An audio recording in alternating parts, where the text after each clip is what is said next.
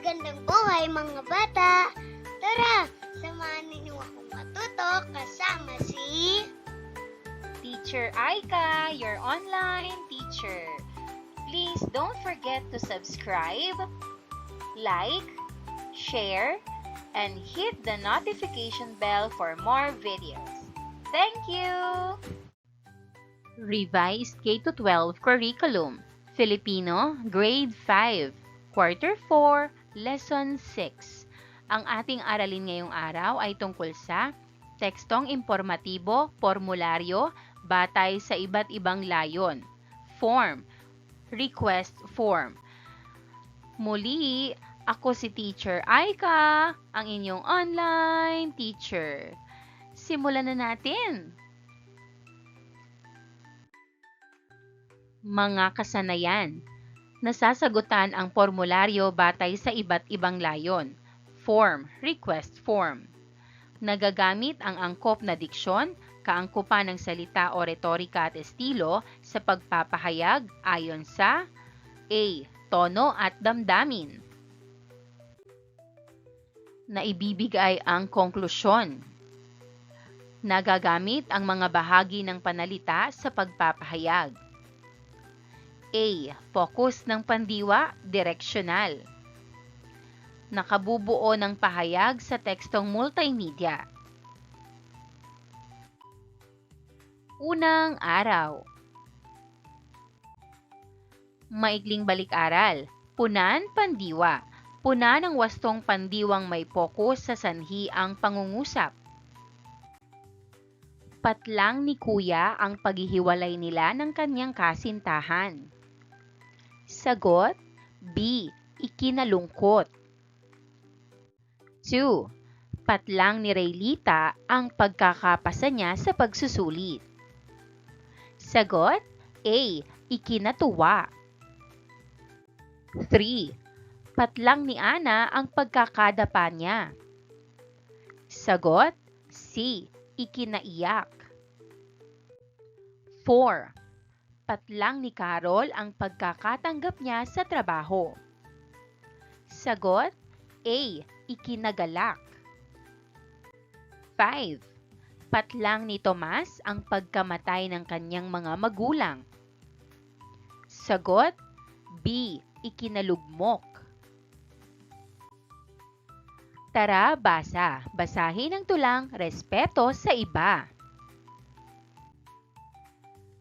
Respeto sa Iba ni Andelaine R. Tahanlangit. Ang mga Pilipino'y maraming katangi ang taglay. Isa na nga rito ay ang pagiging magalang, sapagkat walang pinipiling kasarian, ang paggalang sa kapwa ay pantay-pantay. Kaya't sa lahat ng pagkakataon, maging sa anumang sitwasyon, paggamit ng po at opoy palaging mayroon. Sa pakikipag-usap ay hindi nalilimutan iyon. Sa pag-uutos at pagsali sa usapan, sa paghingi ng paumanhin at pamamaalam, kaya't lagi nating pakatatandaan ang angkop na mga salitang tanda ng paggalang. Masasalamin din dito ang kahalagahan ng pasasalamat sa lahat ng biyayang ating natatanggap. Dahil sa ating pag-ibig na wagas, tanda ng kabutihang taglay nating lahat. Gabay ng mga tanong. 1. Anong katangian ng mga Pilipino ang nabanggit sa tula?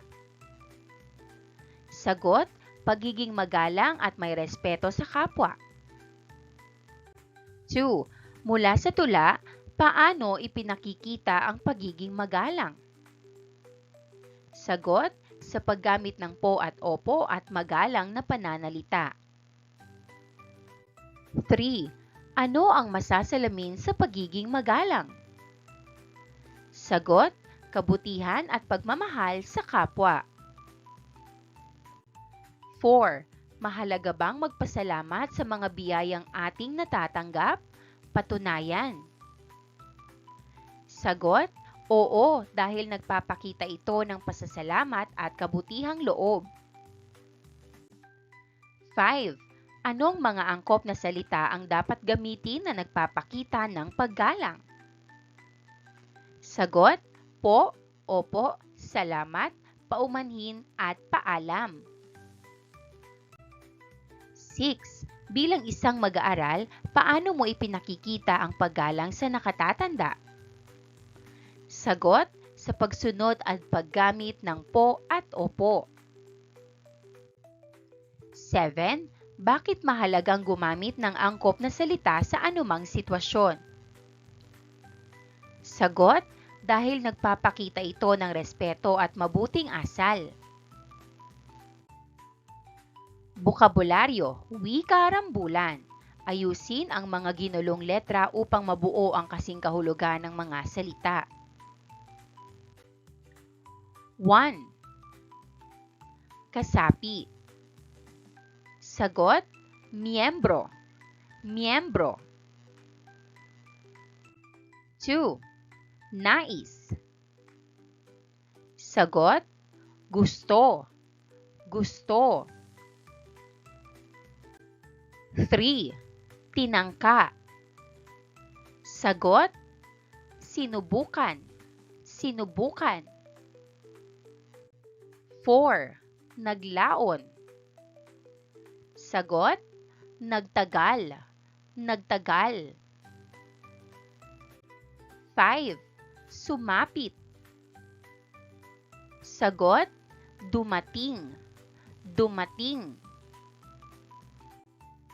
Ikalawang araw, kaugnay na paksa bilang isa. Tekstong impormatibo, formularyo batay sa iba't ibang layon. Form, request form. Tekstong impormatibo. Ang tekstong ito ay isang anyo ng pagpapahayag na naglalayong magpaliwanag at magbigay ng impormasyon.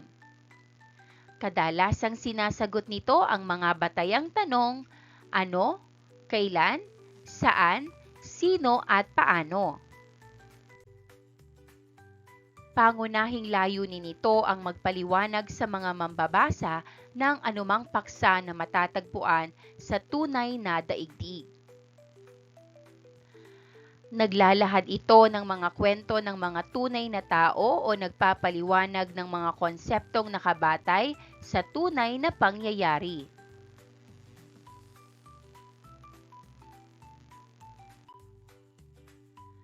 Mahalaga ang pagbabasa ng mga tekstong nagbibigay ng impormasyon sapagkat napauunlad nito ang iba pang kasanayang pangwika gaya ng pagbabasa, pagtatala, pagtukoy ng mga mahahalagang detalye at pagpapakahulugan ng impormasyon.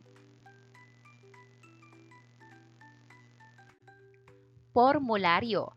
Ito ay binubuo ng mga datos na naglalaman ng mahahalagang impormasyon ng isang tao na sumasagot sa tanong na ano, sino, at kailan. Kwento basa. Basahin ang isang halimbawa ng kwentong kababalaghang pinamagatang Ingay sa Bubong ni Andy Lane R. Tahanlangit. Pagkatapos ay sagutin ang mga tanong na kaugnay sa kwento. Ingay sa Bubong ni Andy Lane R. Tahanlangit. Sa isang liblib na nayon, napadpad ang pamilya Ortiz. Galing sila sa malayong lalawigan at naisipang lumipat ng ibang lugar. 4 ang anak ng mag-asawang Caryo at Celia. Sina Domeng, Ben, Katia at Susie. 8 buwang buntis si Celia sa panlimang anak nila ni Caryo.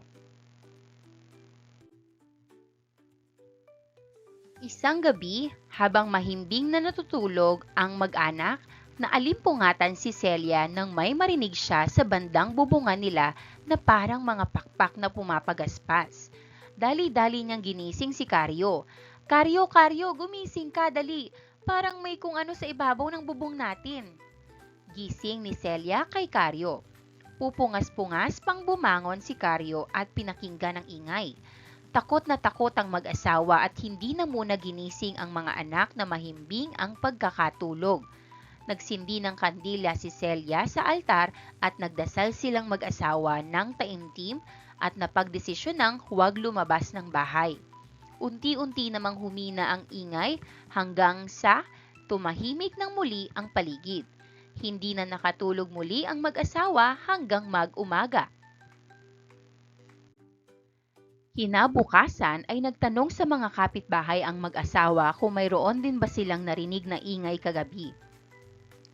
Naku, bago kasi kayo rito sa lugar namin kaya hindi nyo alam ang usap-usapan dito. Sagot ng napagtanungan nilang si Aling Maming. Ano po bang mayroon dito sa lugar ninyo?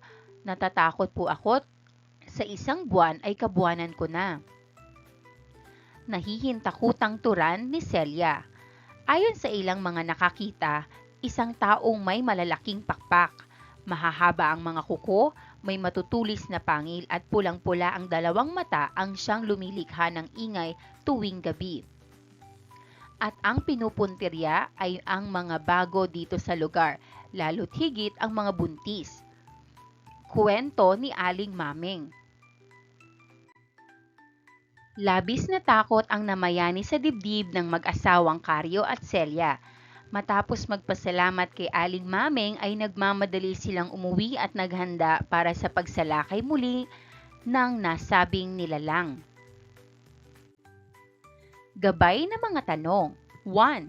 Sino ang mga tauhan sa kwento? Sagot, ang mga tauhan ay sina Karyo, Celia, Domeng, Ben, Katya, Susi at Aling Maming. 2. Anong narinig nilang lumilikha ng ingay sa bubong? Sagot, parang mga pakpak na pumapagaspas ang narinig nila.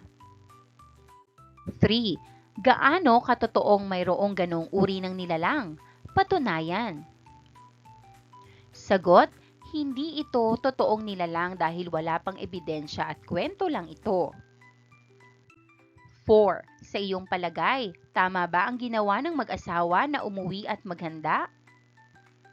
Sagot, oo dahil gusto nilang maging handa at ligtas ang kanilang pamilya. 5. Kung kayo ang nasa kwento, ano ang gagawin ninyo? Sagot, mananatili ako sa loob ng bahay at hihingi ng tulong sa matatanda o otoridad. Pinatnubayang pagsasanay, ipahayag mo, batay sa slogan, maglahad ng pahayag na kaugnay rito. Nasa pagbasa ang pag-asa. Ulitin natin, nasa pagbasa ang pag-asa. Ang pagbabasa ay nagbibigay ng kaalaman at pag-asa dahil binubuksan nito ang isip at naghahanda sa atin sa mas magandang kinabukasan. Dumako na tayo sa ibig sabihin ng multimedia. Ano ang multimedia? Ang multimedia ay tumutukoy sa paggamit ng iba't ibang uri ng mga medium o media upang maghatid ng impormasyon o mensahe. Ito ay isang paraan ng paghahatid ng impormasyon na naglalaman ng iba't ibang elemento tulad ng teksto, larawan, tunog, video, animasyon at interaktibong elemento. Elemento ng multimedia. 1. Teksto. Ang teksto ay nagbibigay ng mga salita o pahayag na naglalaman ng impormasyon o mensahe. Maaaring ito ay mga caption, headline, balita at iba pa. 2. Imahe. Ito ay mga larawan na kinetika o animations, mga graphic at iba pang mga visual na elemento na nagbibigay ng kahulugan sa teksto o nagpapakita ng konsepto. 3. Audio. Ito ay mga tunog, musika o iba pang mga audio na elemento na maaaring magdagdag ng emosyon o konteksto sa multimedia. Maaari itong magamit para sa pagsasalita, musika sa background, tunog ng mga epekto at iba pa.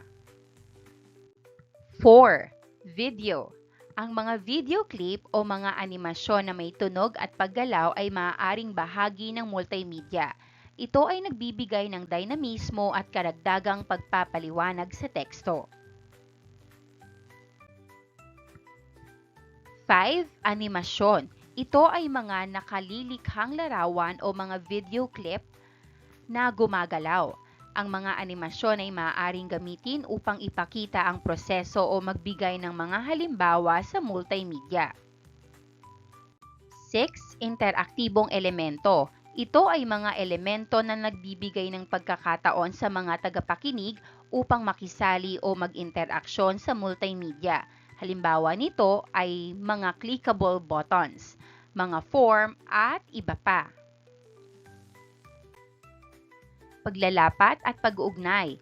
Imaheng nabuo, iguhit mo. Bawat pangkat ay guguhit ng imaheng nabuo habang binabasa ang kwento. Narito ang pamantayan sa pagmamarka. Ikatlong araw, kaugnay na paksa bilang 2, fokus ng pandiwang, direksyonal.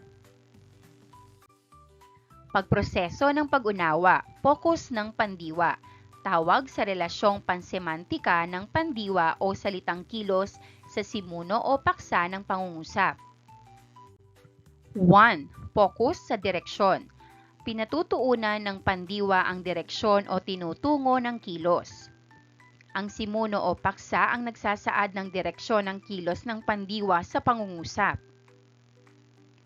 Sumasagot ito sa tanong na tungo saan o kanino. Ginagamitan ito ng mga panlaping an, han, in o hin.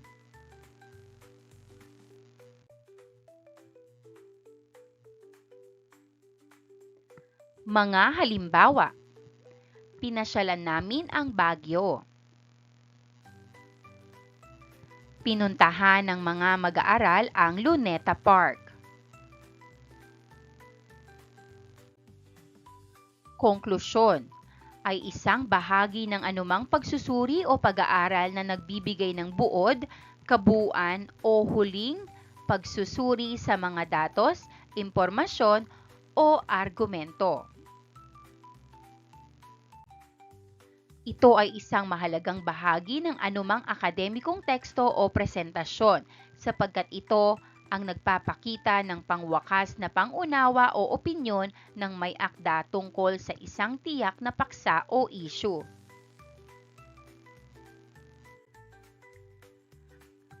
Ito ay nagbibigay diin sa mga pangunahing punto na nabanggit sa teksto at nagbibigay ng pagkakabukas sa mga mambabasa o tagapakinig para sa mga posibleng hakbang o refleksyon ukol sa paksa.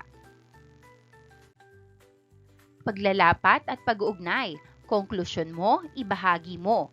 Bumuo ng isang konklusyon mula sa binasang kwentong Ingay sa Bubong ni Andylaine R. Tahanlangit. Narito ang halimbawang sagot. Ipinakita sa kwentong Ingay sa Bubong na ang takot ay nagmumula minsan sa mga sabi-sabi o paniniwala ng tao. Mahalaga ang pagiging maingat, matatag at may pananampalataya upang mapanatiling ligtas ang pamilya sa anumang sitwasyon. Ika-4 na araw. Pabaong pagkatuto, bumuo ng tekstong impormatibo na ginagamitan ng mga pandiwang nasa fokus ng direksyonal. Halimbawang sagot. Sa oras ng lindol, pumunta ang mga tao patungo sa bukas na lugar upang maging ligtas. Lumabas ang mga mag-aaral, papalabas ng silid-aralan at dumiretso palayo sa mga gusali at poste ng kuryente, maglakad pataas sa mas mataas na lugar kung may banta ng baha at umiwas pakaliwa o pakanan sa mga lugar na may panganib. Sa pagsunod sa tamang direksyon, mas nagiging ligtas ang lahat. Pagninilay sa pagkatuto, 3, 2, 1. Magtala ng 3 bagay na dati nang alam hingil sa aralin. 2 bagay ngayon lang natutuhan at 1 bagay na hindi pa alam. Narito ang halimbawang sagot.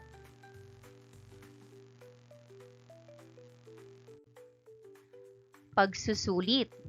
Panuto, Ikahon ang pandiwa at salungguhitan ang simuno sa pangungusap.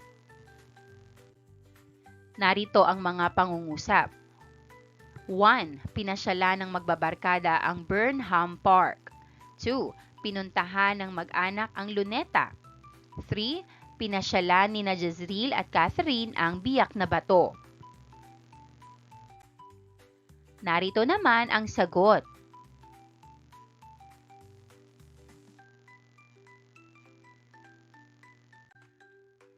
4. Pinuntahan namin ang Manila Zoo. 5. Pinasyalan ng mga bata ang Enchanted Kingdom. Sagot. Maraming salamat sa panonood. Huwag kalimutang i-like at mag-subscribe para sa higit pang educational content. I-click ang bell icon para ma-update ka sa ating mga bagong video. Salamat!